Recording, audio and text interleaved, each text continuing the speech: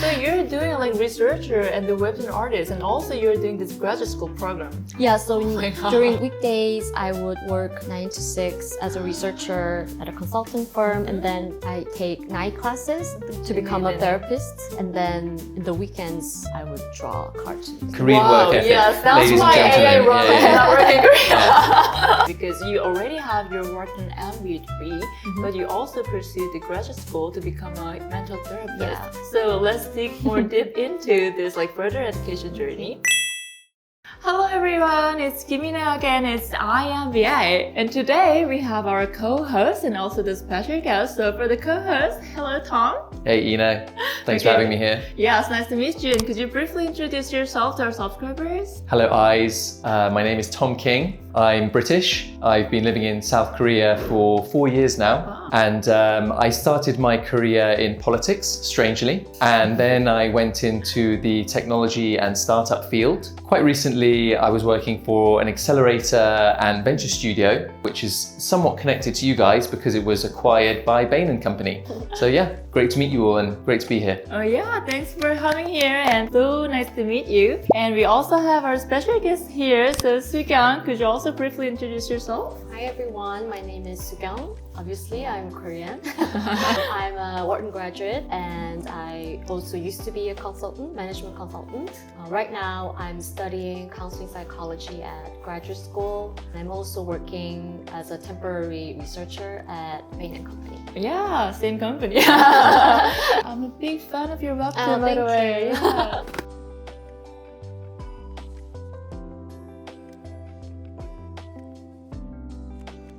Okay, so happy to meet both of you. So before we start our interview, just short shout out for our sponsors. So this content is sponsored by Ringo. I used to think I need to leave alone to improve my English, but with Ringo, I can have deep one-on-one conversation with native English-speaking professionals Nice. with only my laptop. So please refer to this description field and also enjoy the service. And now let's start the interview. So Soo-kyung, we have a lot of similarities, and also it's so nice to have Tom here. So Great to we be must here. have like questions to both of us. I mean, we actually have this professional life and also the usual common like the small life with the people you really like. And for that, you actually have this like hobbies and other things, and it's totally Okay. like separate and also connected. So life as a management consultant can be quite compartmentalized at Yes, times. of course, yes, of course. Interesting. And so speaking about other aspects of your life, Soo-kyung, I understand that you're a illustrator and you create webtoons. So, tell us about that because that's so different from management consulting. So it actually just started out as a hobby. I was already working as a consultant at PwC Consulting. Same company. Yeah, same company.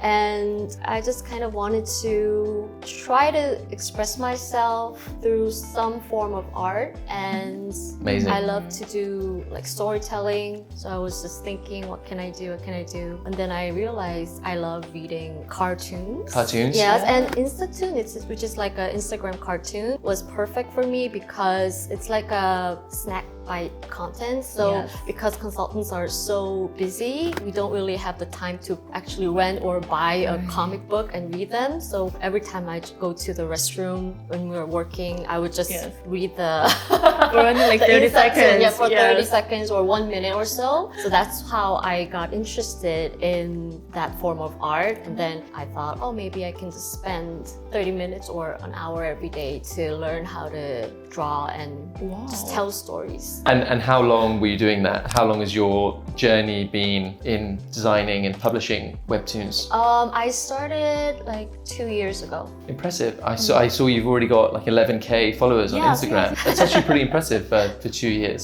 Thank But it's you. Amazing. actually in Korean, so can you understand the webtoon? Let's try. Let's test me later. We can do a test later and see how much I understand. So actually, I'm a really big fan of you, and I also realized that, okay, maybe all of these webtoons are actually based on your own experience. So I also felt like some of these are inspired by your like stress from work and also your ambition for your career journey too. So does it also linked to your career journey too? I guess my career journey was the source of my inspiration, I guess, because I only talk about my own personal experience in I my see. cartoons.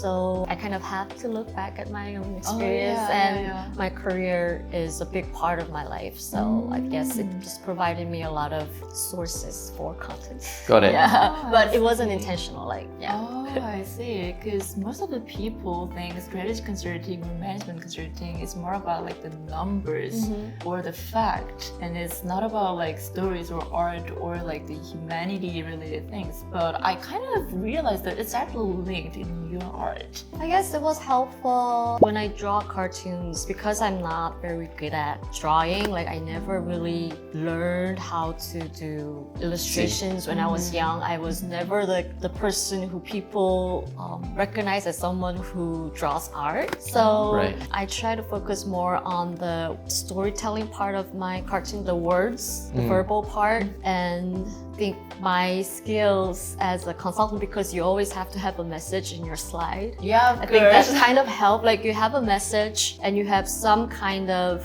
evidence data to back it up in your slide. But in my cartoons, I would just have the message, and instead of the data, I would draw in the same way that I would make a slide. Right. Yeah. Interesting. Yeah.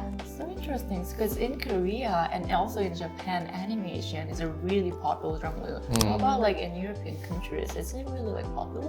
These days it kind of is, but it's kind of like a subculture. Oh. Like there's like a subculture of people who are really obsessed with particularly Japanese animations. But I think in Korea and Japan, it's something that's like more commonly enjoyed by young people. Like, for instance, I didn't spend much time watching or reading comics when I was a young person. Really? Yeah. What did you watch? Barely anything. So I was saying to Ina earlier, I lived in Spain when I was a kid. No. And we were just outside all the time, just because the weather's super good. Yeah. We didn't even have a TV. We had a TV where we could watch movies and stuff, but we didn't have like regular channels. Oh, really? So we were just outside being like wild animals, basically. Yeah. So coming back to your like balance, so you're currently working as a consultant, like researcher. Even though you're working from home, I think it's pretty busy because you're actually having your job also, and you spend your specific time to draw a cartoon. So how do you balance that? I just want to say it's really difficult for me as well. So it's only my first semester into graduate school. So actually right now I'm in my final exam report period. I can feel myself feeling exhausted. So you're doing like researcher and the webtoon artist, and also you're doing this graduate school program. Yeah, so my God. during weekdays, I would work 9 to 6 as a researcher at a consultant firm, and then I take night classes to become a Amazing. therapist. And then in the weekends, I would draw cartoons. Korean Wow, work ethic, yes, that's ladies why and AI gentlemen. Roman is not working He's clapping.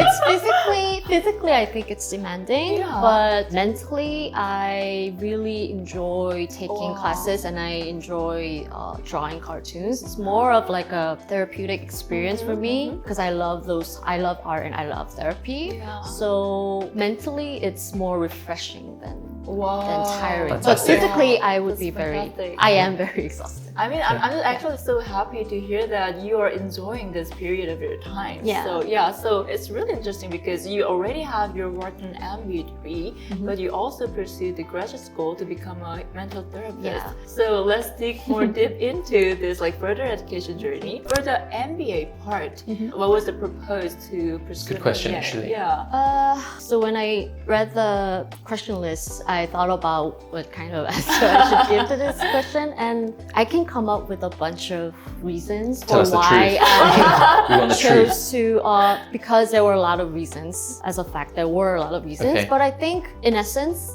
I was just really curious, and I just wanted Amazing. to experience living abroad and meeting like smart people from all over the world, because you really have the opportunity to meet everyone from all the countries that you can imagine, and to be able to learn about leadership and management decisions that may help you to do something meaningful and scale it up. I think that's what I was intending to learn when I when I decided to go there. But basically, I just really wanted to experience it out of curiosity, which is a expensive option. Very brave. Right. Yes, just to satisfy your curiosity, it's quite expensive. Presumably competitive as well, like it's To get in? right. Oh, yeah. Where's Wharton? It's It's Wharton Yeah, number yeah. one. You know how much school it is. Right, yeah, it kind of makes the story even more fascinating. Yeah, it's like, it's yeah, really- I'll just go to Wharton. Like, I was more serious when I decided to go there. Okay. Like, at that time, I just had a lot of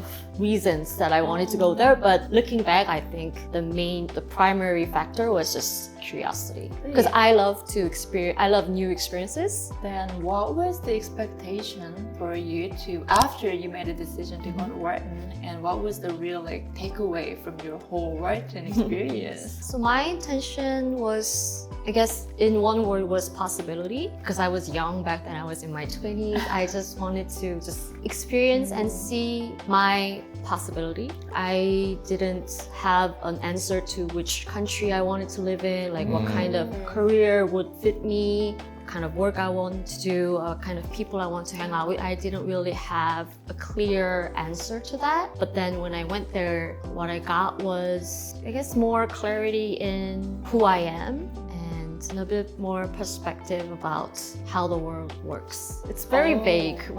The way I think is very vague. So I mean, these are essential lessons for everyone who is growing. So it sounds vague, but I think everyone kind of knows Yeah. what you're talking about, unless they're young and they haven't had these experiences Yeah. yet. But you will, guys, trust me. yeah, and I guess when I went there, I thought I would enjoy living in the US. I thought I was a more ambitious person.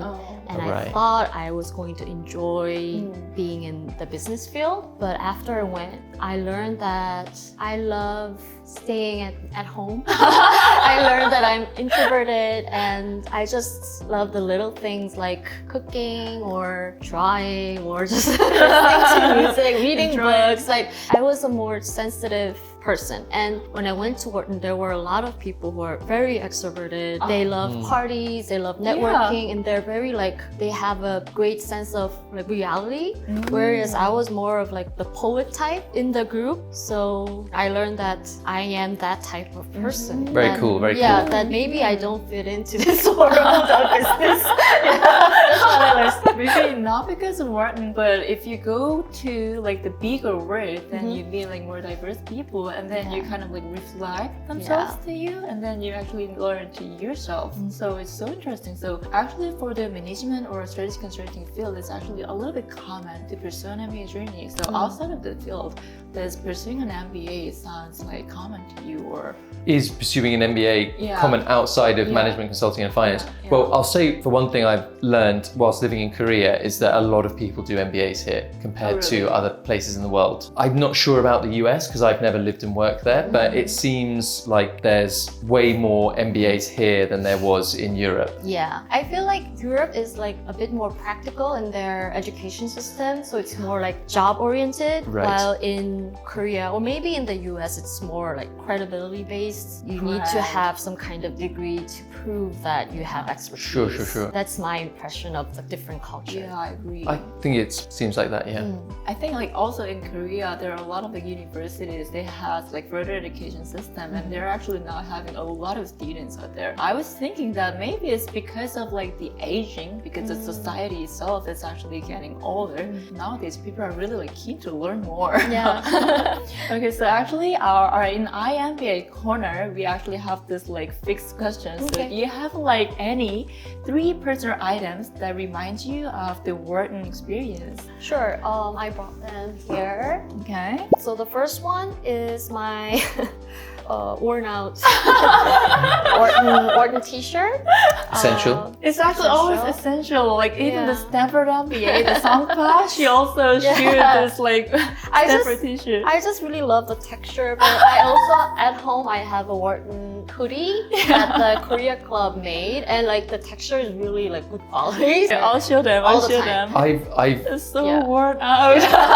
I believe that t-shirts get better with age. Yeah. They become more comfortable the more Yeah. you wear them, and the thinner they get. So I totally understand. Oh, I actually like the texture. The texture is Yeah. really comfortable. And I can definitely feel that you're so introvert. I can actually imagine she wearing this. Right, sitting at home attached. doing the web Yeah, things. I'm just Right, wearing right. t-shirt. I don't really buy new clothes that much. So I don't really care how like worn out it is. So Wow. this reminds me of Wharton because literally it has the Wharton logo. Uh-huh. And another item that I brought is this book. Wow, let me show this book to our subscribers. And Okay. It's called The Last Fan Club. Yeah, the last fan club of Sanmi Superstars, which is a Book baseball club that's now no longer exists, but it's a fiction novel written by Park Won-gyu. I read this novel when I was in high school, and then when I came back to Korea for my summer internship during the Wharton program, I read this book again, and it really kind of resonated with me, the story of it. So that's why I brought this book, because I was just really into this book when I was studying for my MBA. I guess what I want to say is that MBA is not everything, consulting is not everything. It can be something outside of that. So I just want to say, feel free to explore other options. Yeah, of course. I can really relate to that because actually in Korea, the society itself is very homogeneous. People try to pursue the similar things. Everyone want to have like big ass home, like really good university, and super successful leading company. But actually, not everyone need to pursue the same thing because we're so different. You're right, you're right. Absolutely. And potentially, I think AI is going to really like disrupt. It may force people to explore other things because if everything's going to be automated and Boom. we just won't potentially need as many people, then people will naturally, they'll rediscover that there was things that they were born with natural talents for, and they should definitely run with that, explore those things. So true. So speaking of that, so we both actually kind of like explored our dreams. So how about you, Tom? So because I also have this strategy and consulting background, but I'm now creating content, and she's also doing the webtoon. So what was your What's my dream? Yeah, and what's now? Well, funnily enough, it's quite similar to the guy in the book. I really want to live in the countryside. Oh, really? Yeah, I want to build my own house. I mentioned earlier that I grew up in Spain, right? Yeah. So I think that was incredibly fortunate to grow up somewhere so beautiful and so like free. And the spaces we lived in were just really beautiful, and we had amazing childhoods. So I kind of want to recreate that for my family. I want to recreate like a beautiful space with lots of space that, hopefully me and my wife can have kids and have kids running around the garden and grow like vegetables, because that's something I did with my dad when I was young. And then other than that, which is something I haven't mentioned to you before, is maybe teaching meditation. Oh, really? Yeah. I'm a big fan of meditation. You're right. Yeah. I think it's an incredibly powerful tool, and it's like underutilized. We live in a world where it's like we always try and like get more stuff, right? Get another thing to use to like solve some kind of problem. But it's amazing how many problems you can solve by just sitting there quietly with your eyes closed. And it's free, and you can do it. It's free. You can do it anytime. Yeah. Oh, I see. Those are some of my dreams. Yeah. Maybe I'm hoping my path might be something like Sukyung's, where I pivot into something else. But at the same time, I still do enjoy what I do, especially working with founders. Other people who are trying to manifest things in the world, build things. That's something that takes courage, and it's a job that can feel kind of like lonely at times. So I enjoy helping those people who are trying to do something like that, to try and make things happen. Yes, actually the performance of the business itself is about the mindset. It's not about the skills or the capital. So, Mindset is certainly important. That's true. so I love to deliver more about this life perspectives and also this mentor therapy too. But before that, let's just like finalize this first interview. So for the first part, I have final question. So with your webtoon, what's the message that you want to deliver to your audience? There isn't really one core message that I wanted to deliver, because I write different episodes. Each of them have different messages that I want to deliver. But I guess this sounds kind of cliche, but I really want my readers to learn to love themselves, because I wasn't really good at it. And the reason why therapy was so helpful was because it helped me learn to love myself more as I am. So I guess guess to all the readers, I want them to be able to take care of themselves more in a nurturing, warm way. Oh my god. Great advice. Yeah. Great advice. It's Yeah. so heartwarming, and I can actually like feel your pure intention. So thanks so much for your hard work for your webtoon, and also our subscribers will love your webtoons. So please just keep go what you're doing. Okay. Okay, so here was the first interview with Soo-kyung, and then we'll move to the next location and share more about her life perspectives and the more insights. So for now, let's say bye to our subscribers. Okay. Bye-bye. Bye, eyes. Bye guys. I'll see you in our next episode.